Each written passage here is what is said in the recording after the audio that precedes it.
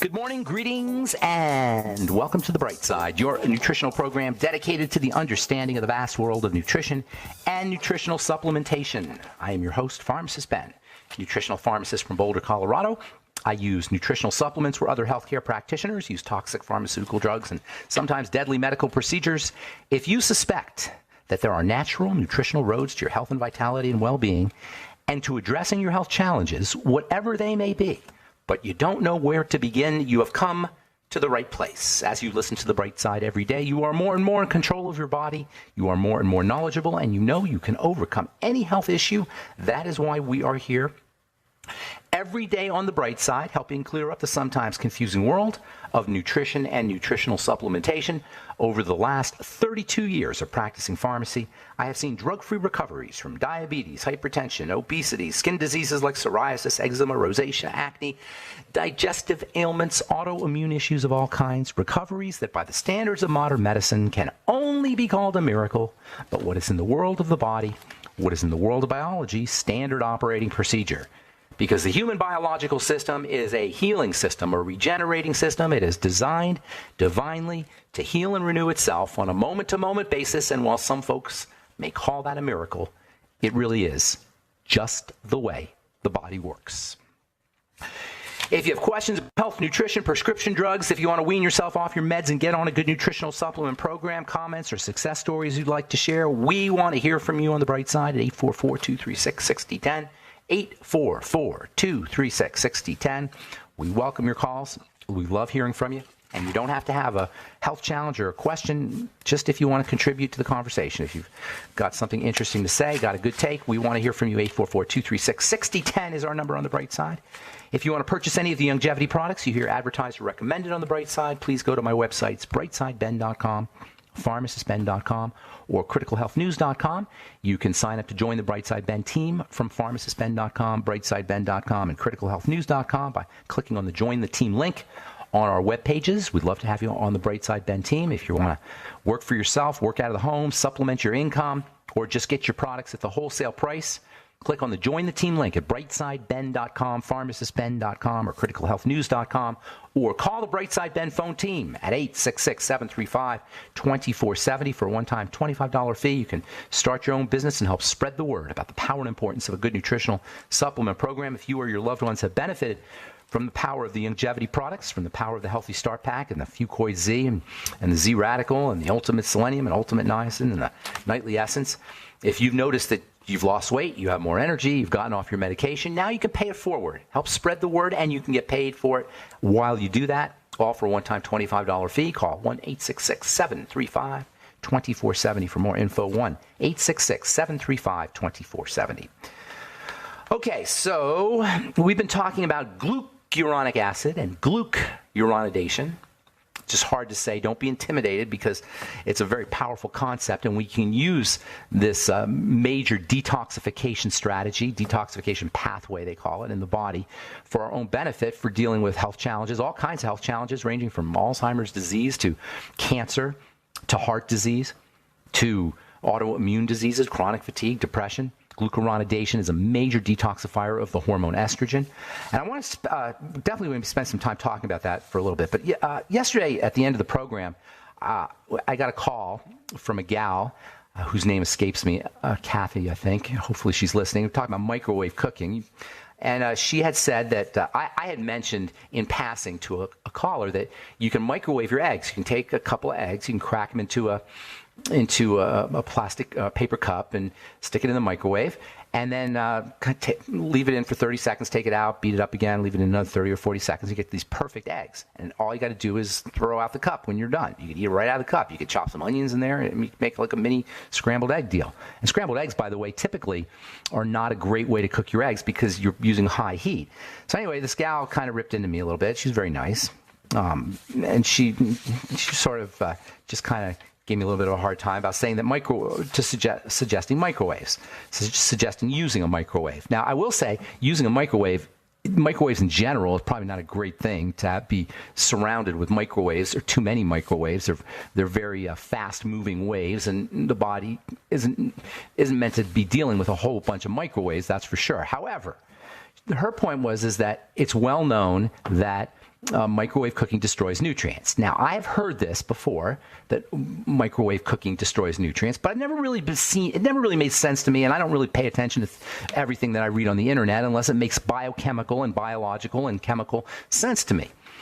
And it never really made chemical sense to me that microwaving would be worse than cooking. Now, cooking in general, heating in general, is going to destroy nutrients. So we got to factor that in. That's true. Boiling your eggs or whatever you do, to the extent that you use heat, you're going to lose nutrients, even just in a stove. Her point was that it destroys nutrients, okay? Now, I never really made sense to me. I never really heard a really logical mechanism for that to happen. I'm always looking for mechanisms. Any good chemist that wants to see the mechanism before they just read something, just because somebody said something, I want to see the mechanism. Yes, I've read it on the internet, but I read it as an assertion. I've never really seen the technical aspects with the mechanism, the way it happened. So anyway, I got on the internet, did a little bit of research, and guess what I found? Okay. I found there was not a lot of research on this stuff, by the way, but what I did find were things like microwave cooking saves nutrients. Nutrients are actually conserved when you microwave. Not only does microwave not destroy nutrients more than cooking, it actually conserves them. So, reading from, this is a paper from the Institute of Food Chemistry and Nutrition in Copenhagen, Denmark. Several studies have shown that microwave cooking, several studies have shown that microwave cooking, if properly used, does not change the nutrient content of foods to a larger extent than conventional heating. In fact, research suggests that there is a tendency towards greater retention of many micronutrients with microwaving. So not only does it not destroy nutrients, you actually save nutrients. Another one, CRC Critical Reviews in Food Science and Nutrition, 1982. The effect of microwaves on nutrient value of cooking. Quote, overall, the nutritional effects of microwaves on protein, lipid, and minerals appear minimal.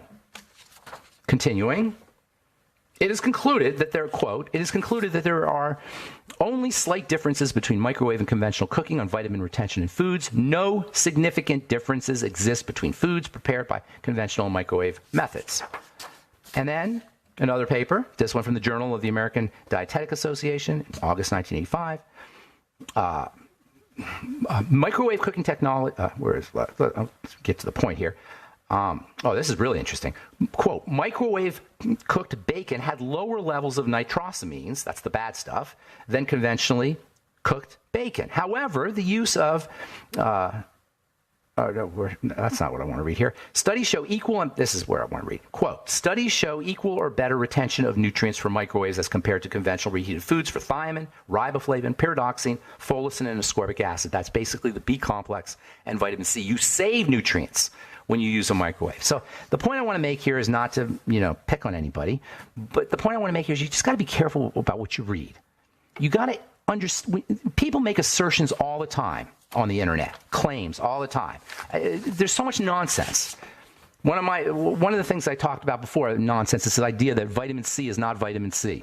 That somehow vitamin C is not vitamin C, it's synthetic, it's not the real thing. You read this on the internet. That's just one thing that I recall just seeing here about vitamin C. There's all these claims that people make, and just because you're a chiropractor doesn't make you a scientist. I'm sorry to say to my chiropractor friends. Just because you're an acupuncturist doesn't make you a scientist. Just because you're a doctor doesn't make you a scientist. Just because you're a pharmacist doesn't make you a scientist. You got to think scientifically. Making claims and making assertions is not thinking scientifically. Scientists don't make claims and don't make assertions. They back things up with a coherent and logical mechanism, a way that these things happen, and that's really the point, the take-home message here. So as far as microwaves go, cooking is not great, except for with certain foods. Cooking is actually the way we're supposed to eat, like cooking meat. Cooking meat, well, actually, you know what? Even cooking meat can be a problem. Cooking meat tends to release some of the nutrients, though. But on the other hand, raw meat has a lot of advantages, too. All right. We're going to take a break. We'll come back. We'll talk about glucuronic acid. If you've got any comments, by the way, about microwaves or anything else that we're talking about, or questions or health challenges you want help with, 844-236-6010 is our number. I'm Pharmacist Ben. You're listening to The Bright Side, and we'll be back right after this.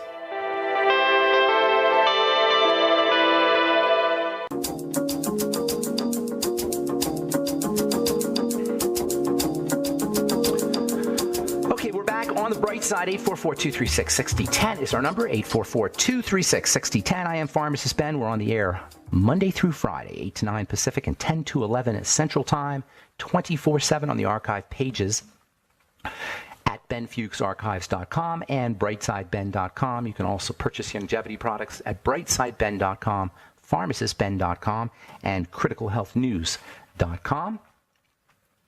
You can sign up to join the Brightside Ben team off the websites as well, brightsideben.com, pharmacistben.com, and criticalhealthnews.com. And, of course, you can also check out our Truth Skin Health products, which I'd love you to do. Our Truth Treatments, Truth Transdermal C Balm, Truth Transdermal C Serum, Truth Omega-6 Healing Cream, and our Truth Retinol 5% Gel. They're all up at truthtreatments.com, truthtreatments.com. All right, so I want to continue talking about this detoxification pathway called glucuronidation. Glucuronidation, as hard as it is to say, is really important to understand. It's one of the ways the liver detoxifies and processes hormones, processes all kinds of toxins. The liver is an incredible, absolutely mind-blowing organ in the body, maybe the most mind-blowing organ in the body, along with the heart and the brain. That's hard to say, but it is really, the things the liver does is crazy. It processes our amino acids and processes our fats and B vitamins and vitamin A and minerals, and iron, and on top of everything else, it's responsible for detoxification, and it accomplishes its detoxification roles by manipulating molecules, tweaking molecules, changing molecules, and one of the ways it changes them is by sticking a glucuronate on them. Glucuronate is just another molecule. It sticks this molecule on it, and it kind of deactivates the poisons. That's called glucuronidation. You stick a glucuronate on it. Glucuronidation is especially important for the metabolism and the processing of estrogen. Glucuronidation also, by the way, doesn't just occur in the liver. It also occurs in the intestine. So estrogen is actually broken down in the liver and in the intestine, and these two factoids, these two very important points, are unspeakably significant when it comes to whether we're going to be sick or not. Mostly women, but definitely men too. Glucuronidation that occurs in the liver and in the intestine has a major role to play in how sick we will be. That is, the liver and the intestine play two major roles in our health via this glucuronidation, and specifically glucuronidation of estrogen. There's many health issues that have been attributed to estrogen. And I've talked about this for years, about how you got to balance your estrogen, you got to clear your estrogen. PCOS is an estrogen issue. PCOS stands for polycystic ovarian syndrome. PCOS, a lot of you guys have probably heard of PCOS now, but 10 years ago, nobody had heard of it, even though we've known about it for decades. Polycystic ovarian syndrome shows up as, well, polycysts, many cysts on the ovaries, polycystic ovaries. Whenever you have polycysts, and you can have them in various parts of your body, you can have them in your skin, you can have them in your kidneys, you can have cysts grow everywhere, but they specifically grow on the ovaries for a good reason, because estrogen plays a major role in the development of cysts. When you have cysts anywhere, you have an estrogen issue as well as an insulin issue.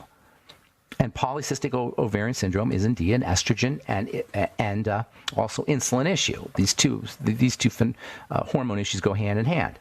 Depression is an estrogen issue. Excessive body fat is an estrogen issue. Hypothyroidism is an estrogen issue. And when I say an estrogen issue, I mean it has to do with how estrogen is processed. More women than men are victims of Alzheimer's disease. More women than men are victims of fibromyalgia. Chronic fatigue syndrome is a female issue. Autoimmunity is a female issue. And these are all indicators of estrogen problems, of poorly processed estrogen. And when I say poorly processed, in many ways, I'm talking about glucuronidation. I'm talking about the intestine, the health of the intestine. I'm talking about the health of the liver. Once again, you see that all roads lead to the digestive system. The liver is a digestive organ in a way, and the intestine certainly is an digestive organ. And estrogen issues need to be regarded as digestive issues and liver issues. And this is especially important to keep in mind if you're taking hormone replacement therapy.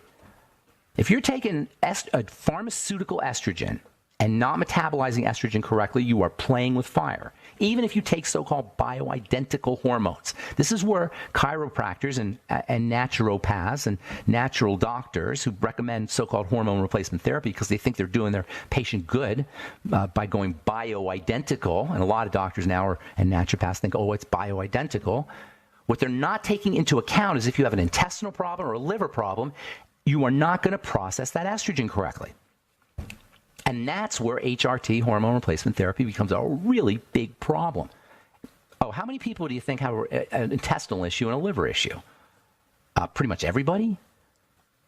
It may not be significant enough to cause you great distress, but pretty much everybody's going to have a problem there. How many people do you think are glucuronidating effectively?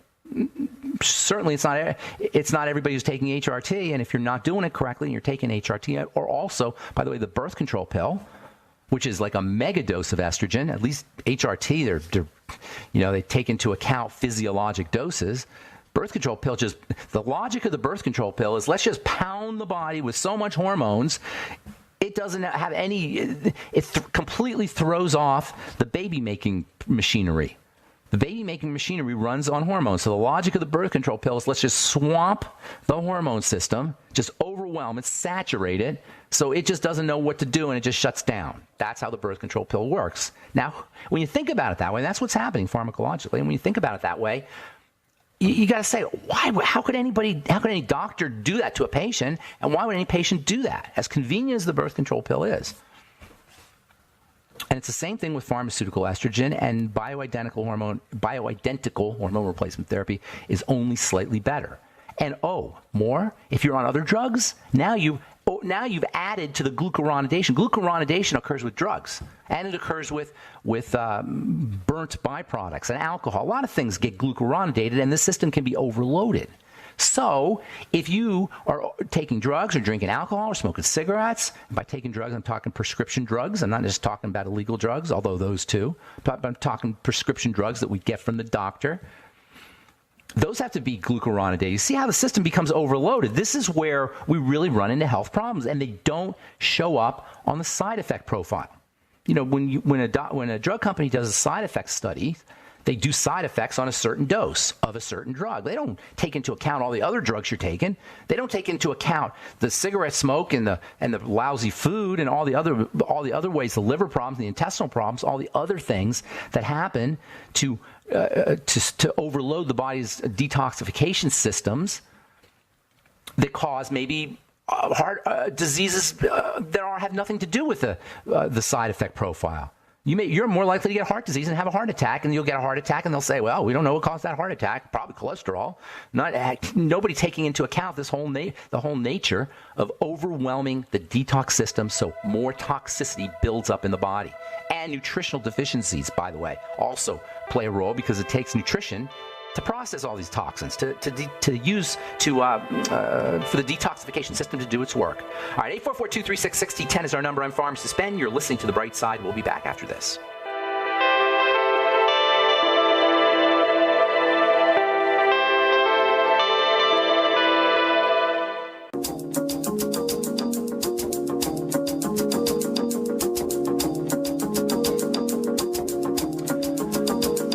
We are back on The Bright Side. Pharmacist Ben here. Got lines open at 844-236-6010. 844-236-6010. If you have questions about the longevity products or longevity business or our True Skin Health products or comment or success story or health challenge that you or a loved one may be dealing with, 844-236-6010 is our number on The Bright Side. And we do have lines open for you. We'll get your calls here in just a sec. From the University of Punjab in Pakistan. I think I might have read this already, actually. I'll read it again. Vitamin D improves weight gain and brain development in malnourished children. Vitamin D is a building vitamin. I got an interesting letter a couple days ago about cholecalciferol, which is a form of vitamin D, vitamin D comes in different forms, but it's the form you'll see in supplements. And it turns out that vitamin D is involved in calcium metabolism. By using high doses of vitamin D, you can actually induce changes in the way the bones process calcium that can cause death. And that's why cholecalciferol is used as a rodenticide. It's used to kill rats. So in a way, cholecalciferol, vitamin D, is rat poison. And so this guy wrote me a letter, and he wants to know if he should throw out all his vitamin D, or if he should not use vitamin D, not use cholecalciferol. It's kind of an interesting question, because what is it with vitamin D? First of all, it would do something like that. Well, vitamin D is not really a vitamin. It's a hormone. It has hormone-like effects. Vitamins are completely benign because vitamins are either used or not used. You can't overdose on a vitamin. However, you can theoretically overdose on a hormone because hormones bypass the cell's wisdom. This is the problem, or one of the big problems I have with hormone replacement therapy, is hormones bypass the cell's wisdom. When you give a cell a vitamin, it's like saying, here's some raw material, do with it what you will, Mr. Cell. When you give it a hormone, you say, turn on. Hormones turn things on. The word hormone means I arouse to activity. I turn things on. Hormones are like switches. Actually, they're like plugs. They're like plugs that fit into sockets. A hormone's like a plug, and there's little sockets in a cell, and the plug sits in the socket, and the circuit is opened up, or a circuit is closed, maybe is better off saying, but an electrical action occurs. The plug hits the socket, an electrical action occurs. That's called a hormone. That's how hormones work. Versus vitamins, which can be used or not used depending on what the cell needs. That's why you could take ridiculous amounts of vitamin C and ridiculous amounts of the B complex, and you just pee them out. You could take ridiculous amounts of vitamin E, and your body will store it. Vitamin D and vitamin A act like hormones. They have hormone-like effects. And so you got to be a little bit careful with vitamin D and vitamin A. That's why the best way to get your vitamin D and vitamin A is from food. And the best way to get all your vitamins is from food, ideally. Unfortunately, they're not in foods. But vitamin D, you've got another way to get vitamin D, and that is from the sun. And that's the best way to get your vitamin D. In fact, the vitamin D that comes in from the sun is of a better quality than the vitamin D that we get from food or from supplements. It's a form of vitamin D without getting into too much chemistry, it's a form of vitamin D that the body can use very readily. Actually, we talked about this before. A form of vitamin D that has more electrical activity, that can pass through liquids and the blood much more readily. And when you get your vitamin D from the sun, your body has a shutoff mechanism, so you won't get too much vitamin D. That's why you want to get out in the sun. And that's why this nonsense that you still hear from dermatologists about staying out of the sun is so unhelpful. It's so not healthy. It's so it deprives people of their best source of vitamin D. This dermatologists say, oh, you can get your vitamin D from supplements. No, you can't. I mean, you can, theoretically, but it's not going to be the same stuff. You also have to have your kidneys working well to maximize the benefit from vitamin D, your intestine, your liver.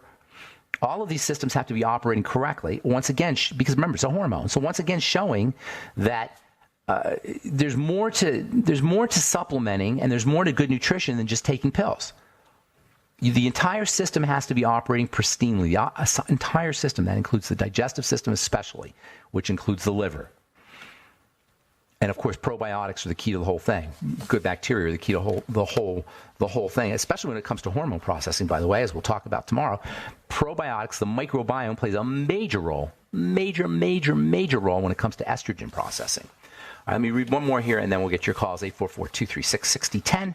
This one's from, it seems like I've read these before. I'll read this one again. I don't know if I've read this before, but this, magic mushrooms might ease depression symptoms. Psilocybin, the main ingredient in magic mushrooms, may soothe symptoms of depression, according to a study. I think I did read this already. David Nutt, professor of psychopharmacology, that's an interesting name. David Nutt, professor of psychopharmacology at Imperial College of London, said, these initial findings are exciting and provide another treatment avenue to explore, unquote. And so what we find, again, is that drugs that are illegal, for whatever reason, taboo mostly, may have some benefits, and that's very unfortunate for people who are depressed. Magic mushrooms have been used to treat people who are dying of cancer. And apparently it puts them in a better mood. Apparently it puts them in a positive mood. Mushrooms, fungi, things that grow out of the ground. Once again, showing this absolute crazy, number one, craziness, and number two, unfairness of depriving people of things that can help them that grow right out of planet Earth, that were given to us out of planet Earth. Plants and vegetables are the gift of are God's gift to us, and nobody has a right to deprive somebody of something that grows out of the ground that they can use for food or medicine. Nobody, no government. It's just rude. It's unfair and anti-human being, in my opinion. 844-236-6010 is our number. Let's go to Bob in Oregon and say good morning. What's up, Bob? How you doing? Good morning. Thanks for taking my call.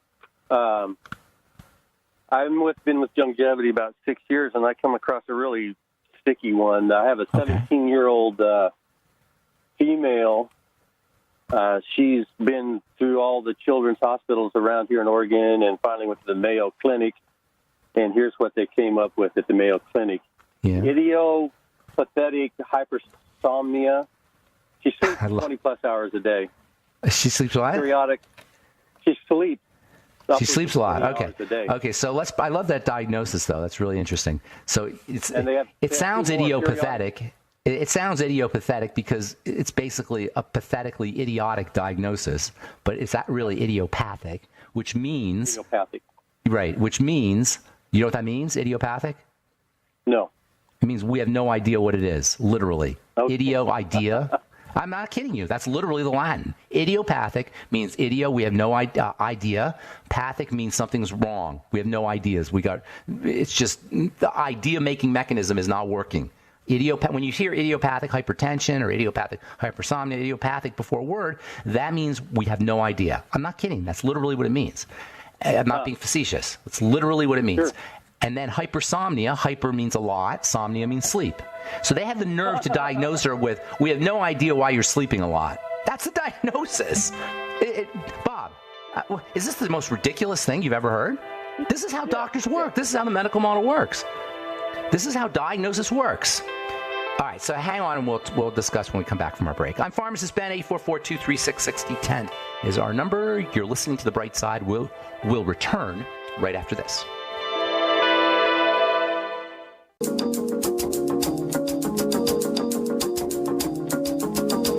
Okay, we're back with The Bright Side, and we do have lines open. 844-236-6010 is our number. I'm Pharmacist Ben. We're talking to Bob in Oregon about idiopathic hypersomnia.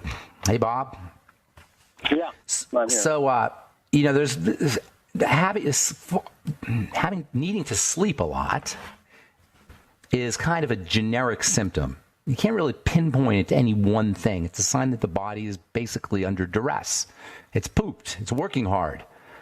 The question is why is it working hard? Why? But it could be a lot of different things. Now, I'm assuming they checked for the major things, like if there's any cancer going on or any immune activity going on. I'm assuming they checked for all that stuff and they didn't find anything. Is that correct? They had two more periodic limb movement disorder, and I'm sure that's just because she's sleeping all the time, and autonomic dysfunction. Okay, well, basically that means her nervous system's not working, but they're not saying why. That's what the idiopathic thing comes from. So it could be a lot of things. It could be nutritional deficiencies, number one. It could be digestive issues, number two. It could be liver issues or problems with the production of hormones at the level of the gonads or the adrenal glands, for that matter. It could be a whole bunch of stuff. What you need to see, and this is kind of an interesting question, actually, Bob. You got to collect dots. You got to triangulate. I haven't talked about this for a while, but it's a very important. This is how you assess a health challenge, in my opinion. You've got to look for multiple points of dysfunction, at least three. If you have one point of dysfunction, that doesn't give you enough data. It's really about data accumulation. You've got to look for other things that are going wrong in the body to form a picture. It's kind of like if you have a canvas, you have a whiteboard, and you put a dot in the middle of that whiteboard. You can't, that doesn't mean it, that's just a dot. But then if you put another dot, you can start to see a shape happening, maybe a line. You put a third dot, and it's called triangulation. You've got a shape. That's a triangle. You say, okay, that's a triangle. A dot is nothing, but 3 dots give you a triangle. You follow? You see what I'm saying? You got to have 3 dots. It's called triangulation. You got to have 3 dots to get a shape of what's happening. 1 dot doesn't give you enough information. There used to be a guy who used to paint on TV named Bob Ross. Do you know who Bob Ross is? You ever hear of Bob Ross? I think so, yeah. Yeah. He got paint, and he'd show you how easy it was to paint, and you put a little brush stroke, and it would be just a line, and you put another one, and all of a sudden you see, like, oh my God, that's a tree, and another line, and oh my God, that's a river, and it was always amazing how he did this, right? But by putting dots or pieces of data on a piece of paper, eventually you get a shape. That's what you're looking to do. This is the way you do medical forensics. Or this is the way doctors should be working, is putting together symptoms to form a picture of what's happening. But we don't need doctors. We can do it ourselves. That's what we do on this program, and that's what I do when I'm talking on the phone to people, is I'm asking for multiple symptoms. Sleeping issues or 1 dot on the canvas. I don't have a picture there. It could be a million different things. Now, if you told me she had chronic constipation and she had sleeping issues, or if you told me she had brain fog, sleeping issues, and chronic constipation, now I've got a picture. If you tell me she had high blood pressure or has blood pressure problems and constipation and sleeping issue, now I've got a picture. I can start working. You follow me? However, she has some other symptoms too. There you go. Now you don't know what those are, or do you? Yes, chronic headaches. Systematic brain iron deficiency. Chronic. Well, that's not a symptom. Brain iron deficiency is not a symptom, but chronic headache. What else? Situational anxiety and depression. Okay, now we're talking. She's been about 18 months now. Now we're talking. So her adrenal glands are stressed out. Those are all signs of adrenal duress. Okay? So now we're dealing with adrenal duress. So now we got to figure out what's the duress caused from. Okay? There's a couple things. There's psychological duress and there's physiologic duress. All right? The psychological duress, well, this is the world we live in. It's very easy to become psychologically duressed. So that's something that needs to be addressed. There's always going to be that lurking behind any disease. And I don't talk about it a lot, but that's something that needs to be addressed. The second way the body is in duress here, or the adrenal glands are stressed out, is going to be blood sugar and digestion. Those are the 2 major things.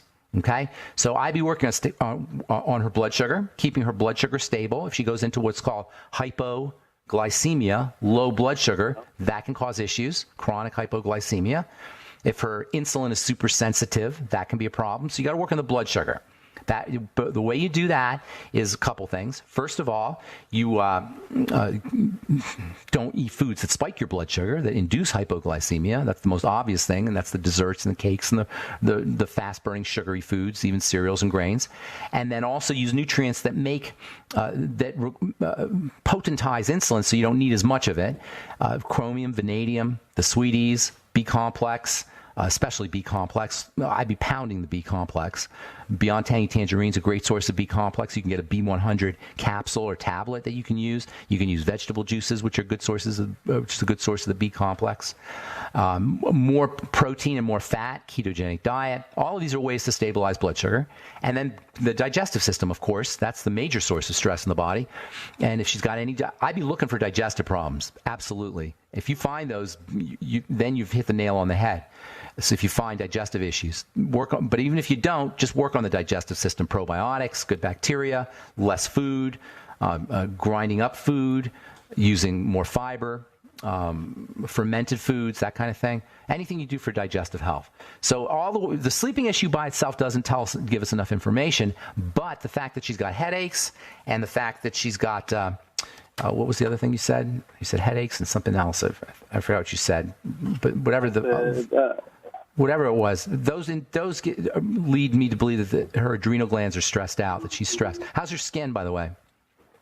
I don't know. I know her dad really well, and okay. Talk, but ask about skin. Ask about skin, okay. And ask about digestion. Both of those are two very important pieces of information. Interesting, because the digestive system and the skin are very similar. So things that happen in the digestive system and things you can extrapolate from things that happen in one system, in digestion to the skin and vice versa. So those two kind of systems go together, the skin and the digestive system. And those are also very good points of information. And that information I just gave you, Bob, you can use that for everybody. You can use that for everything. Mm-hmm. Look for multiple symptoms, triangulate, focus on digestion, and if worst comes to worst and you only have 1 point or maybe 2 points, and you'll always, things don't happen just one at a time. That's the definition of a system. The definition of a system is everything is connected to everything else. You see what I'm saying? So things don't happen one at a time. Nobody just has fibromyalgia. Nobody just has sleeping issues. Nobody just has fibrosis. You have there's multiple symptoms going on because the body is a system. It's like a field. It's like first base is connected to second base is connected to third base. It's all connected to each other. The heart is connected to the liver, is connected to the adrenals, is connected to the nervous system, is connected to the skeletal system, et cetera, et cetera. So this idea, this reductionist, that's what reductionism is, this reductionist idea that you can just isolate specific parts, which is how the medical model works, is a complete fallacy. And it is nothing it can be, the failure of the medical model can be laid directly on the doorstep of this idea that we can separate the body into parts, that we can just treat a sleeping issue, that we can just treat hypertension. That's why they call it idiopathic, is because they don't see all the connecting parts. They just see the sleeping issue. They don't see the web-like nature of symptomology, how it's all connected to everything else. So they call it idiopathic. Well, we don't know what caused it. It just happened. That's what idiopathic means. Yeah, it just happened. Yeah. So, all right. Does that help you? I hope you can take some of that information and use it.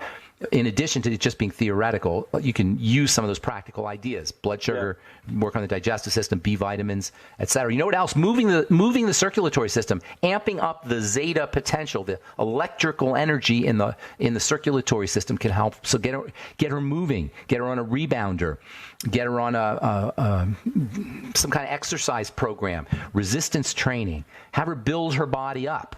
That could be another strategy. Okay. And don't underestimate the psychological issues. It's a coping mechanism to feel tired.